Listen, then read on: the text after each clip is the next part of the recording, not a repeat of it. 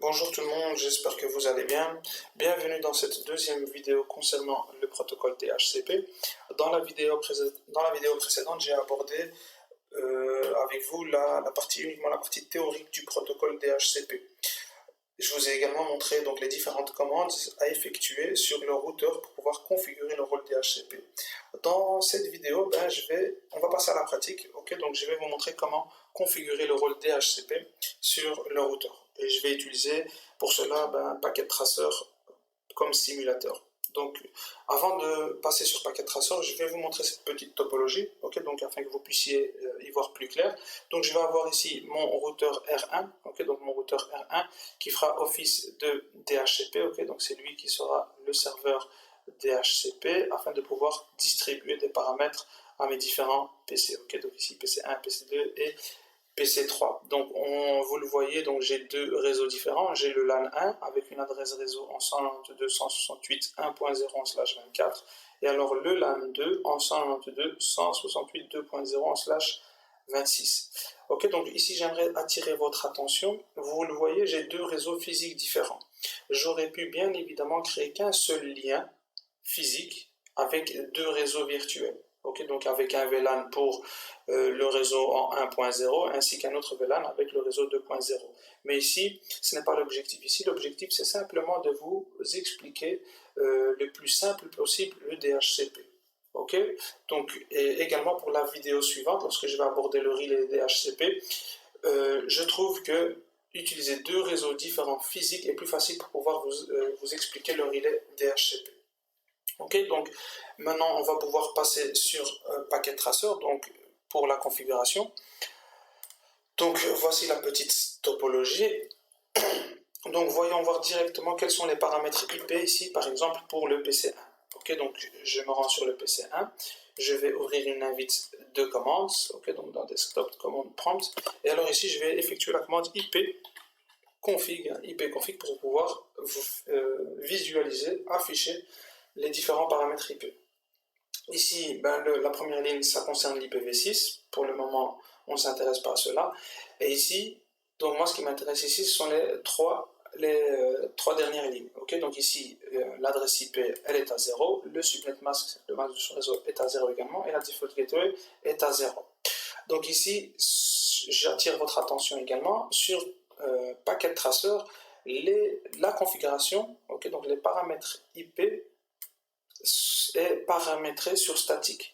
Mais en réalité, sur un PC physique, par défaut, donc un PC, par défaut, il est paramétré sur DHCP. Donc il tente d'avoir une adresse IP. Je le rappelle, lorsque je vais connecter mon PC sur le réseau, l'une des premières choses qu'il va effectuer, c'est obtenir une adresse IP.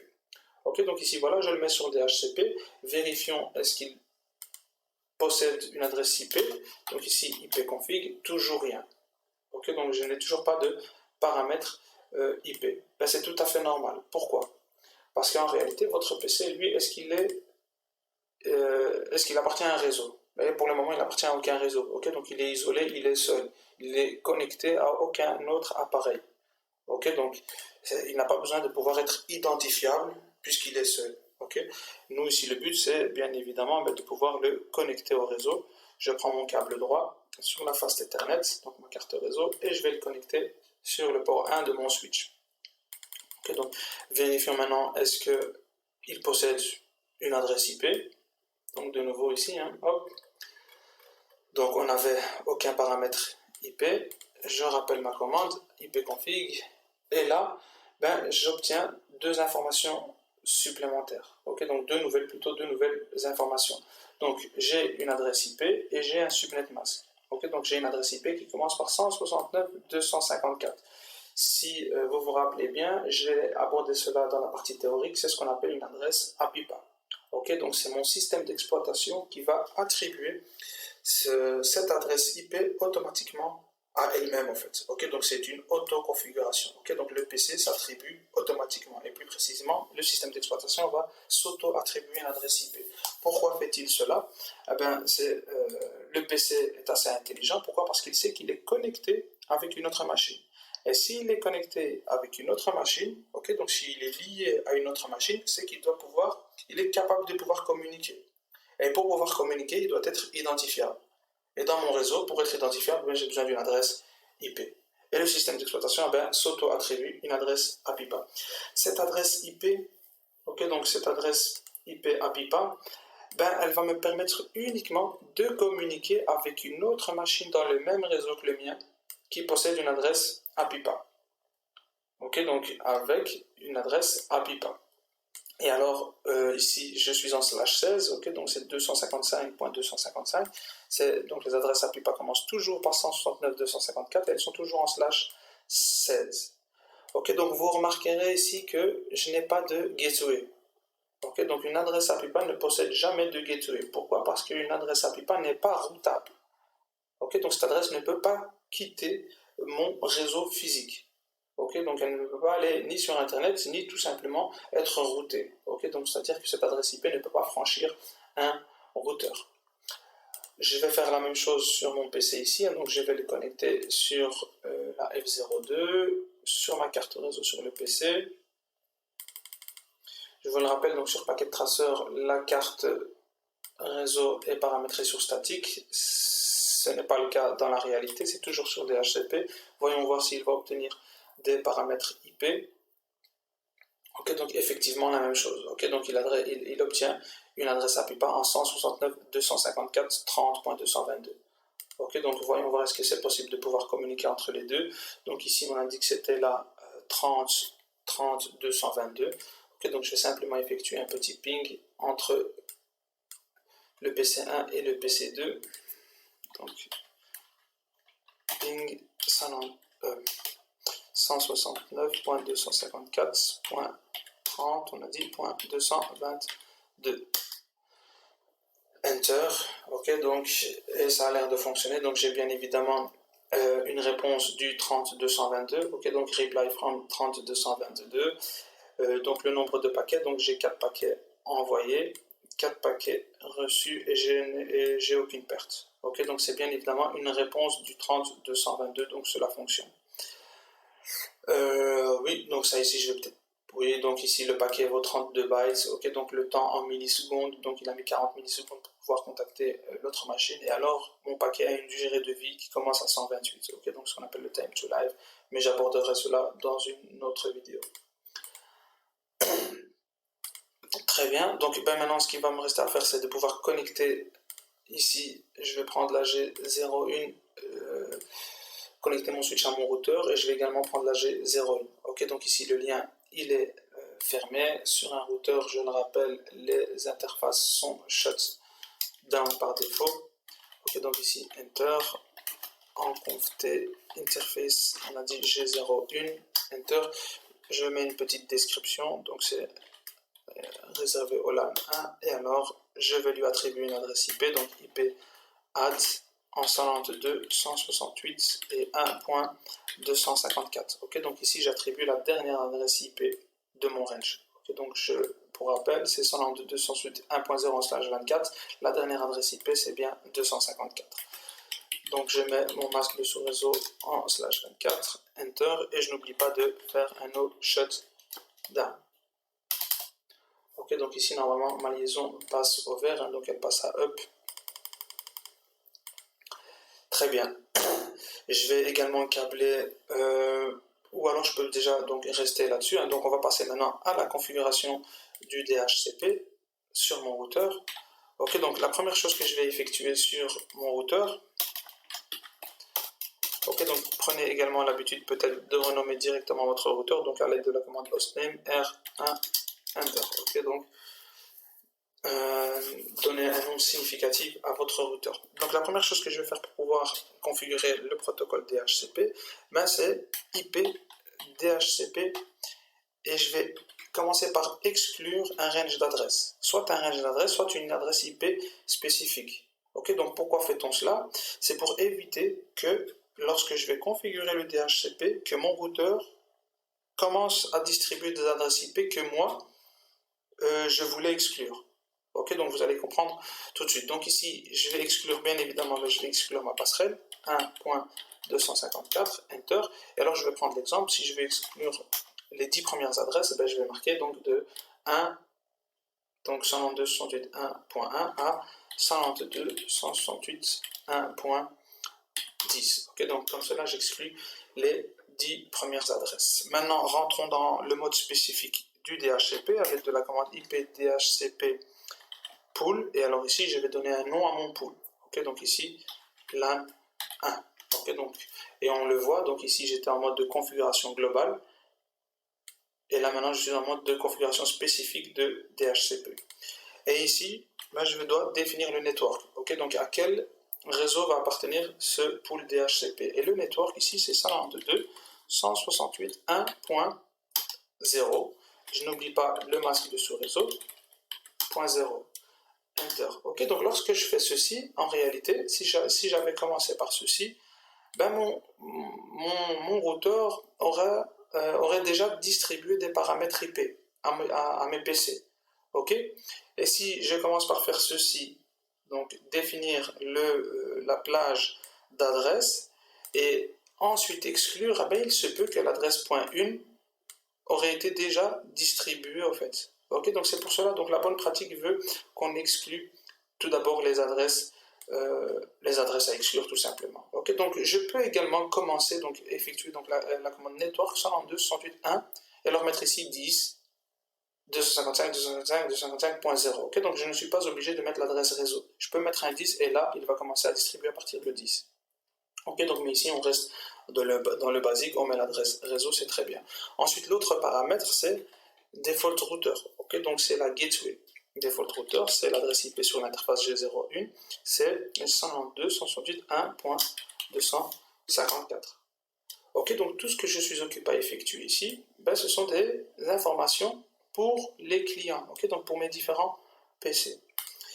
Je peux également, si j'ai un DNS dans mon réseau, je peux également attribuer le DNS. On va dire que l'adresse du DNS est 192.168.1.5, même s'il est inexistant ici dans la topologie, c'est pas grave. 192.168.1.5, très bien. Je peux également donner un nom de domaine, donc ici avec de la commande IP domaine, ou alors c'est domain name, je pense. Oui, domain name.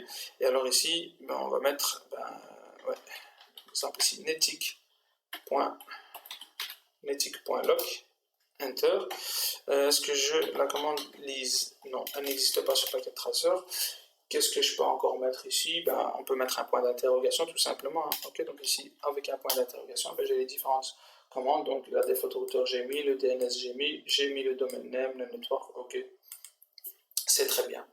Ok, donc maintenant, je vais aller vérifier, tout simplement faire un petit douche run. Ok, donc pour vérifier la configuration que je viens d'effectuer, la voici. Ok, donc ici, IP DHCP, le pool LAN 1.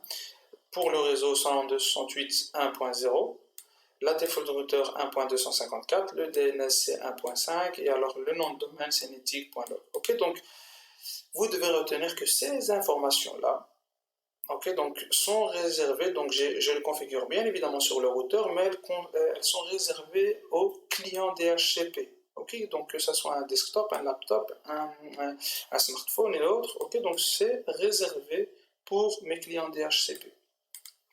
Maintenant, voyons voir, est-ce que mes clients ont obtenu une adresse IP parmi ce range-là.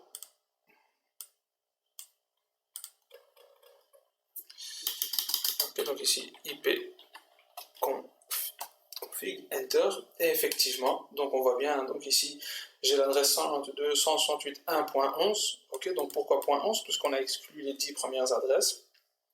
Je suis en slash 24, et default gateway, il n'a pas de default gateway. Comment se fait-il qu'il n'a pas de default gateway? Je rappelle ma commande. Toujours pas de gateway. J'ai peut-être fait une erreur sur mon routeur. Donc tout d'abord, quelle est l'adresse IP sur mon interface? 192.168.1.254, oui. Sur la G01, oui. Et mon pool DHC. Donc default router 192.168. Oui. Pourquoi est-ce qu'il ne la distribue pas?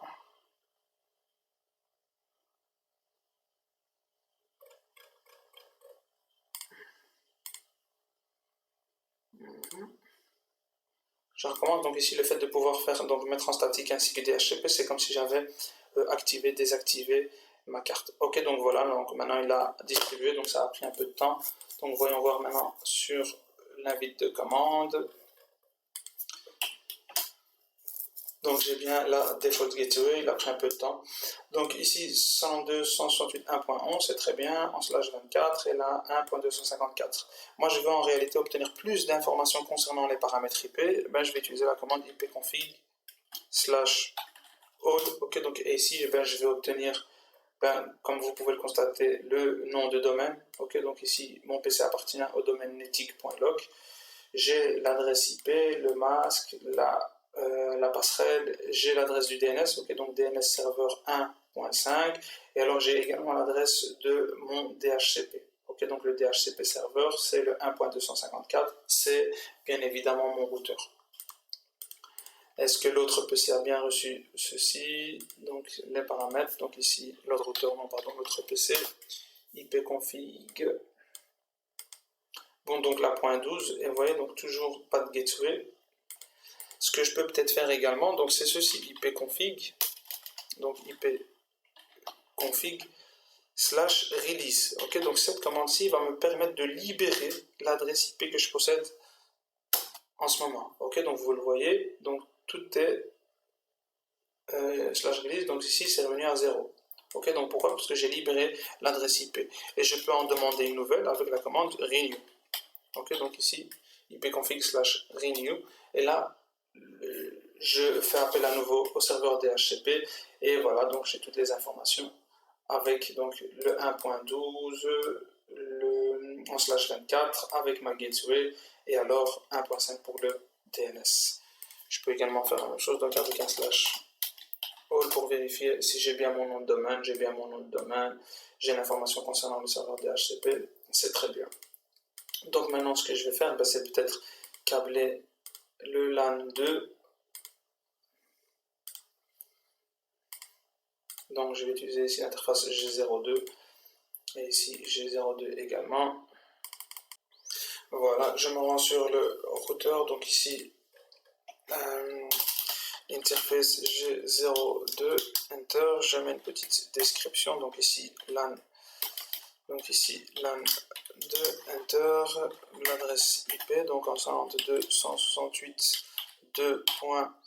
Et alors on avait dit en slash 26, ok, donc en slash 26, la dernière adresse IP disponible c'est 62, ok, donc 168.2.62, et alors le masque de sous-réseau avec un slash 26 c'est 192. Enter, je n'oublie pas d'activer mon interface, donc no shutdown, très bien, et alors ici maintenant je vais commencer donc à exclure les 10 premières adresses, donc ici IP DHCP exclu des adresses, donc 192.168, je vais déjà exclure la passerelle, donc ici 1.62, et alors ici les 10 premières adresses, 102.168, 1.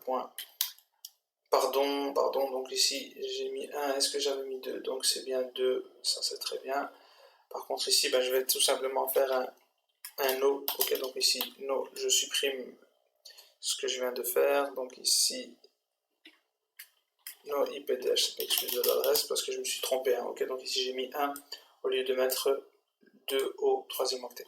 Donc ici IP DHCP exclu de l'adresse 192.168.2.62, et alors ici 1 à 192.168.2.10, ok, donc j'ai exclu les 10 premières adresses, et alors là maintenant je vais rentrer en mode spécifique pour la configuration du DHCP, donc IP DHCP pool LAN 2, okay, donc IP DHCP pool LAN 2, le network 192.168.2.0 en slash 26, donc avec un 192, la default router 192.168.2.62, un petit DNS, hein, donc on va supposer que j'ai également un autre, un DNS différent sur le LAN 2, donc 192.168.2.5, un nom de domaine,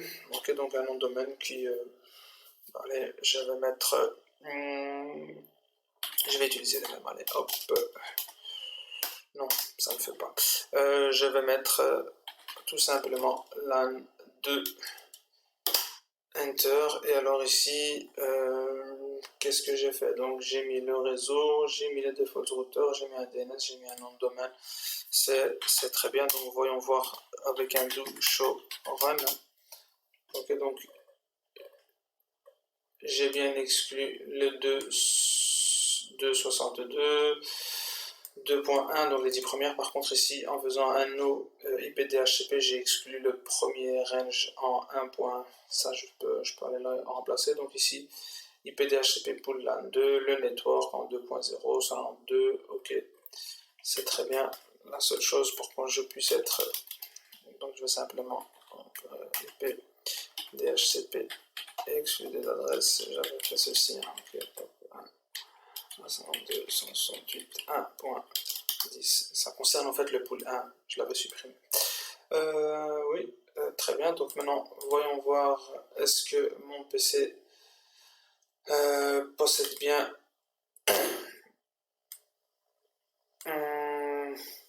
donc ici, ouais, donc il était en point 11, c'est ça, hein, oui, donc il était déjà en point 11, donc ici sur DHCP, donc 192, 168, 2.11, en 192, 262, c'est très bien. Donc voyons voir maintenant, est-ce que mon PC ici, donc si je prends l'exemple ici, mon PC peut pinguer le PC 3, ok, donc ici, à l'aide d'un ping, donc ici, ping 192, 168, 2.11, hein, normalement, ok, donc 2.11, et alors ici, normalement je perds le premier paquet, c'est tout à fait normal puisqu'il y a la requête ARP, et ici donc c'est très bien, donc j'envoie donc le PC envoie 4 paquets, il en reçoit 3, il en perd 1, comme je l'ai dit c'est normal, c'est suite à la requête ARP. Alors on voit également que mon paquet a traversé un routeur, hein, donc j'ai la durée de vie de mon paquet qui a été décrémentée de 1. Ok, donc sur une machine Windows par défaut c'est 128, et à chaque fois que ce paquet là va traverser un routeur, il sera décrémenté de 1. Ok, donc ça fait 127. Ok, donc ben voilà, donc pour cette vidéo c'est fini. C'est pas sorcier, hein, comme on dit, hein, donc c'est pas compliqué à configurer le rôle DHCP sur le routeur. Ah oui, je peux également aller vérifier quels sont les IP que mon routeur a distribué, hein, donc ici à l'aide de la commande show IP DHCP binding. Ok, donc ici ben, je vois que mon routeur a distribué la 1.11, la 1.12 ainsi que la 2.11. À quelle machine? Ben, j'ai les adresses MAC de mes différentes machines. Ok, donc ici c'est pour vérifier quels sont les IP distribués donc directement depuis mon routeur. Ok, donc voilà, cette vidéo est terminée. Si cette vidéo vous a plu, n'hésitez pas à liker, n'hésitez pas à vous abonner pour être notifié des prochaines vidéos. Et alors, n'hésitez pas également à la partager. Et à bientôt.